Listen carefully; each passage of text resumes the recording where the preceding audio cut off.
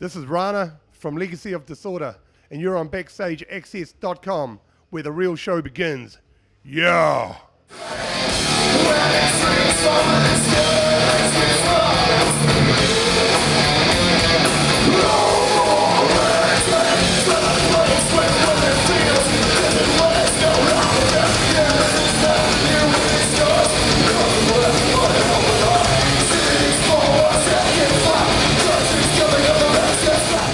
BackstageAxxess.com. We're here at the Town Ballroom with Rana from Legacy of Disorder. How you doing, buddy?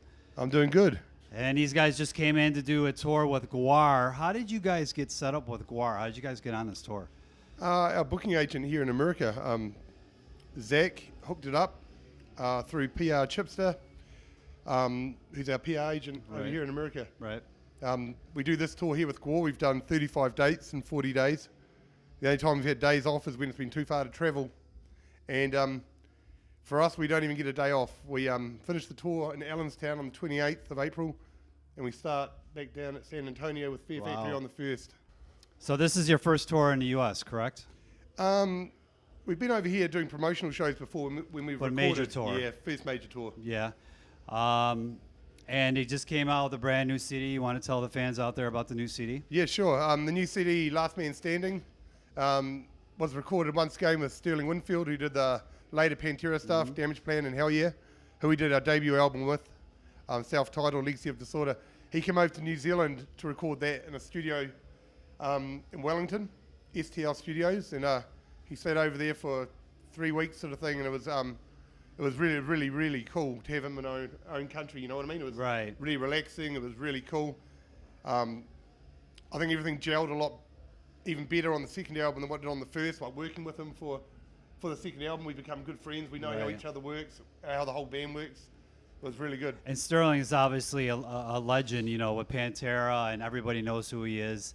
And how did you guys, you know, originally get hooked up with him? Okay, distribution label in New Zealand mentioned a few names, and his name popped up.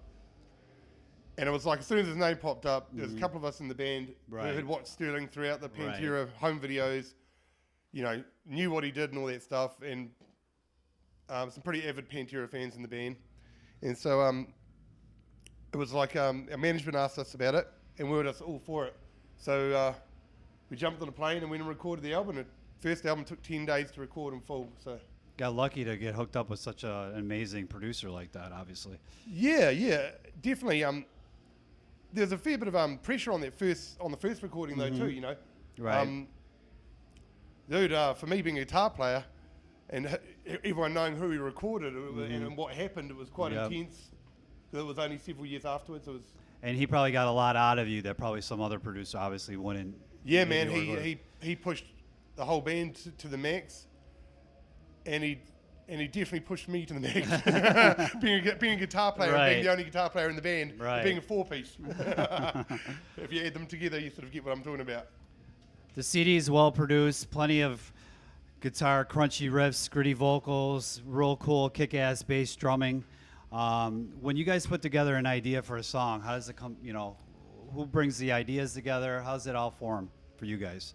For us, quite often I'll work on a song and get all the guitar riffs down from start to finish and take it to the guys.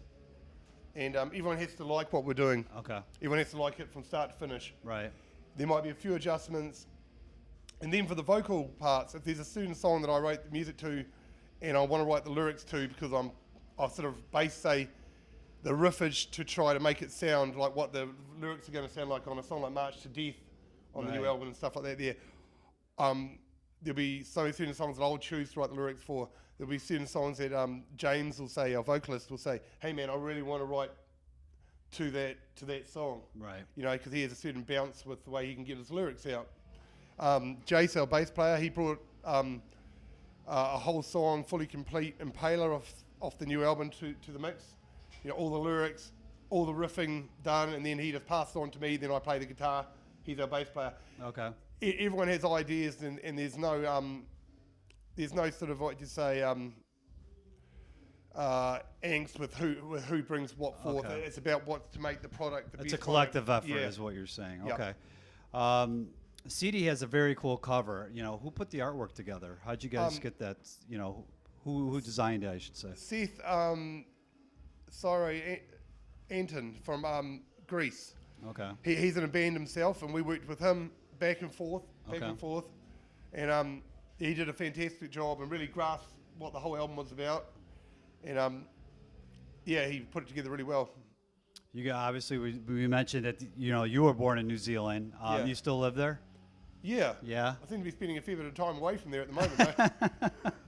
Are you guys? How's your tour? Obviously you've seen a lot of sights and sounds here, the U.S. What's your take of everything? Seeing everything so far? I think the country's huge. It's massive. It's awesome wonders to see. For us, two things we really wanted to see, and we got to see them with Grand Canyon and Niagara Falls, which we've seen today. Yeah. It's amazing stuff, and just like what we are back at home, sometimes people take for granted the beauty in their own country, and I hope Americans don't take that sort of stuff for granted, because it's a pretty darn fine country. Yeah, you have everything on cool. And you heard it here right from a guy right from New Zealand. No whinging, Americans. What was your first introduction to metal back in New Zealand? How did you get introduced to metal? I can tell you the exact day, the exact time, the exact everything.